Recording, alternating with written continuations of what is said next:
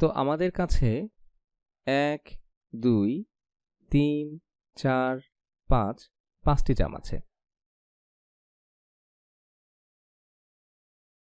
আর আছে 1 2 3 3টি চেরি।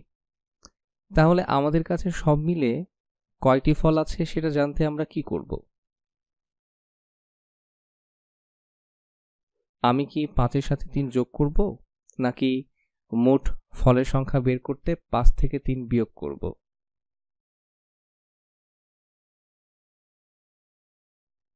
আমি চাই তোমরা এখন ভিডিওটা সাময়িকভাবে বন্ধ রেখে এই সমস্যা নিয়ে নিজের একটু ভাবো। আমি যদি মোট ফলের সংখ্যা বের করতে চাই, তাহলে আমি 5টি জাম থেকে শুরু করব এবং তারপর আমি আরও 3 যোগ করব, যার ফলে আমি আরও বেশি সংখ্যক ফল পাব। আমি 3 যোগ করছি, তাহলে আমার কত হলো? তো 5 যোগ 3 কত? 5 যোগ 3 হলো 1 2 3 4 5 6 7 8 8টি ফল।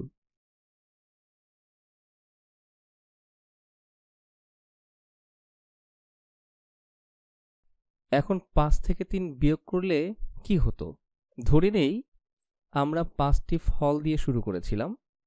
আমি এটাকে কপি করে পেস্ট করে নিচ্ছি। যদি তুমি 5টি ফল নিয়ে শুরু করো আর তা থেকে 3 বিয়োগ করো, তার মানে হলো তুমি 3টা ফল সরিয়ে ফেলছো। তো আমরা সরাচ্ছি 1 2 এবং 3।